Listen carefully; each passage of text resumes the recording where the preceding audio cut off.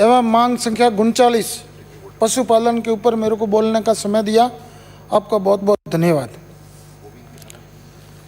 सभापति महोदय, आज जिस मांग के ऊपर चर्चा हो रही है वो भारत की आत्मा, विश्व का पेट भरने वाले, सर्दी में, गर्मी में, बरसात के अंदर कड़ी मेहनत कर, खून पसीने की मेहनत करने वाले उन महान किसानों की बात।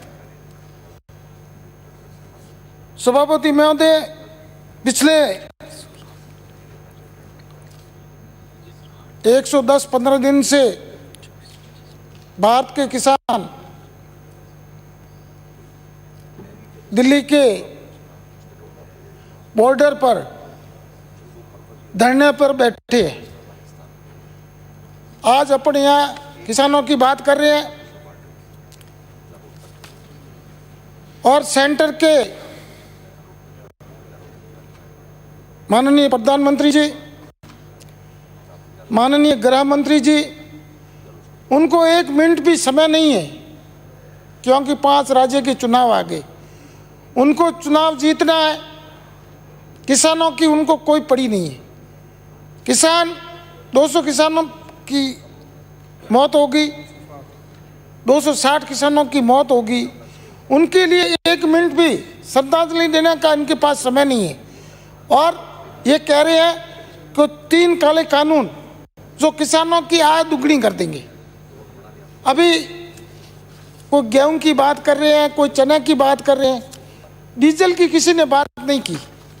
उनकी भी आय उन्होंने बढ़ाई है रेटें, उनकी भी बात करनी चाहिए। डीजल की रेट 62 रुपये थी, उस समय पूरा भारत हिल गया था। बात हो गई महंगाई की मार, अब की बार मोदी सरकार, अब 100 का आंकड़ा पार हो गया है, कोई बात करने वाला नहीं। किसानों को डीजल में सब्सिडी मिल रही थी, वो बंद कर दी, उसकी कोई बात करने वाले नहीं। क्यों बात करें? बात करने की कौन पूछने वाला है, कौन बात करने वाला है? तो माननीय सभापति महोदय, मेरा निवेदन है कि किसान को सब्सिडी मिलती है, परंतु मेरा निवेदन है कि किसान कड़ी मेहनत कर अपनी मेहनत करता है, उपज पैदा करता है, परंतु उनको मजदूरी भी नहीं मिलती है।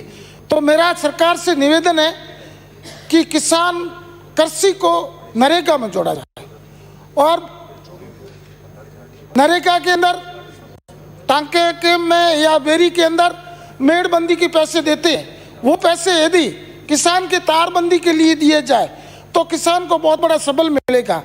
आज जो गौ माता की बात करने वाले, गौशालाओं की बात करने वाले, आज हर गांव के अंदर 400, 500, हजारों की तादाद में आवारा पशु बनकर बैल, गायों के बछड़े घूम रहे हैं, कोई पूछने वाला नहीं है।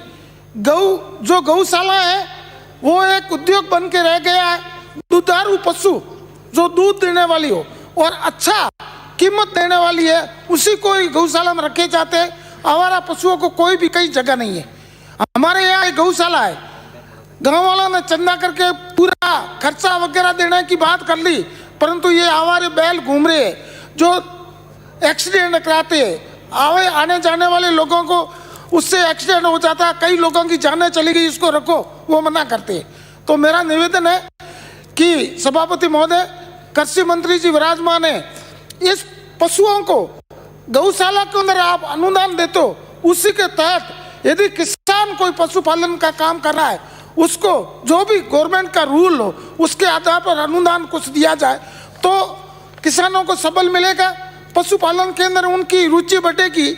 और जो आज जैविक खेती की बात कर रहे हैं, यदि किसान अपने पशुपालन को पालेगा, वहाँ से जो खाद पैदा होगी वो अमृत के रूप में पैदा होगी और उससे पैदा होने वाला अनाज आम आदमी को जो तरह तरह की बीमारियां हैं इसका निवारण करने के लिए काम आएगा।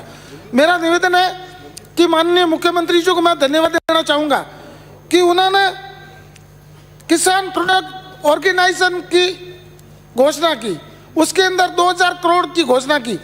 माननीय मंत्री महोदय से मैं सभापति महोदय आपके तहत निवेदन करना चाहता हूं कि किसान प्रोडक्ट ऑर्गेनाइजेशन जो आप बना रहे उसके अंदर सरकार की तरफ से अध्यक्ष और उसके कार्यकारी की मेंबरों की घोषणा करा, तो उससे क्या है कि किसानों को सबल मिलेगा, वो लगन से काम करेंगे और आगे बढ़कर किसान की उपज की जो फसल है उसका उचित मूल्य मिलेगा।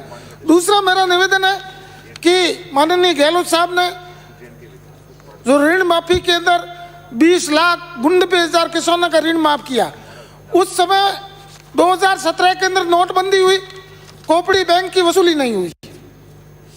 2018 के अंदर वसुंधरा सरकार ने ऋण माफी की, उस समय वसूली नहीं हुई, और 2019 के अंदर कांग्रेस सरकार ने ऋण माफी की, उस समय वसूली नहीं हुई। इन समय के अंदर किसानों से वसूली नहीं हुई।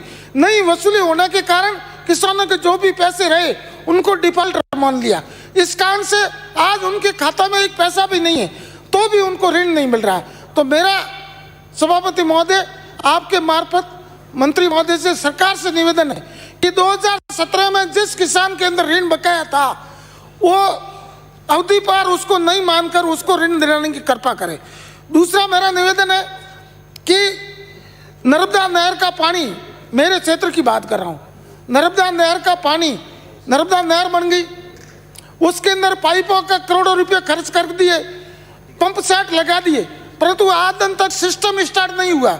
सिस्टम स्टार्ट नहीं होने के कारण जो नहर के नजदीक जितने भी खेत है वो किसान 24 घंटा पानी ले रहे हैं, और उसके बाद में आगे वाले जो टेल में रहने वाले किसान हैं उनको पानी नहीं मिलता है। इसलिए मेरा निवेदन है सरकार से कि वो उन अधिकारियों को पाबंद करे और समय पर पाइपलाइन की तरफ सबको 5 घंटा दो, 10 घंटा दो, 15 घंटा दो, समय पर सभी किसान को पानी मिले। एक किसान को 24 घंटा पानी मिल रहा है, एक इंसान को हफ्ते में 2 बार मिल रहा है, तो वो फसलें उसकी बर्बाद हो रही है। तो मेरा निवेदन है कि आप उसका सहयोग करें। और दूसरा निवेदन है कि जो अमीन साहब ने भी कहा, मैं भी निवेदन कर रहा हूँ, पालतू पशु गाय, ऊंट है, भेड़ है, बकरी है, जो किसानों की आत्मा है, किसान उसके ऊपर अपना भरण पोषण चलाते हैं। बरसात नहीं होती है, अकाल पड़ जाता है, कोई भी कम में, उस समय वो अपना जीविका उपज करने का वो साधन है। ऊंट को राज्य पशु बना दिया, अब ऊंट की सूद लेने वाला कोई नहीं है। ऊंट एक आवारा पशु बन गया है, खेतों के अंदर किसानों की फसल खा रहा है, तरह तरह की ठोकरें खाता है, और उसके सभी ऊंटों के पाम लग गई, खुजली का रोग लग गया है, और सरकार ने टैग लगा दी है। पशुओं का इसको को भाई अनुदान मिलेगा या कोई बीमा मिलेगा, कुछ नहीं मिलने का है। पशु तरह तरह की ठोकरें खा रहा है। दूसरा, जो पहले बैलों से खेती होती थी, बैलों का बिक्री होती थी, आज उसके ऊपर प्रतिबंध है। कोई भी आदमी कितनी भी हिंदूवाद की बात करने वाला वो अपनी छाती पे हाथ रख के कहे कि वो कितने बछड़ों को चला रहा है, उसके घर में कितने बछड़े, समाप्त करें, किस आधार पे काम कर रहा है। तो मेरा निवेदन है कि ये आवारा बैल है, इनकी व्यवस्था सरकार करावे। जहां भी गौशाला है उसके अंदर ये पाबंदी लगावे, एक आदेश निकाले कि आवारा पशु जिस भी गांव में अंदर घूम रहे हैं वो सब गौशाला वहाँ व्यवस्था करे और उसकी व्यवस्था करे। मेरा सभापति महोदय आपके मार्फत मंत्री महोदय से निवेदन है कि जिस प्रकार गौशाला को अनुदान दे रहे हैं उसी प्रकार किसानों को भी पशुपालन के रूप में अनुदान दे। आपने मेरे को बोलने का समय दिया, बहुत बहुत धन्यवाद। जय हिंद। श्री नारायण सिंह जी देवल। सभापति महोदय, मांग संख्या 37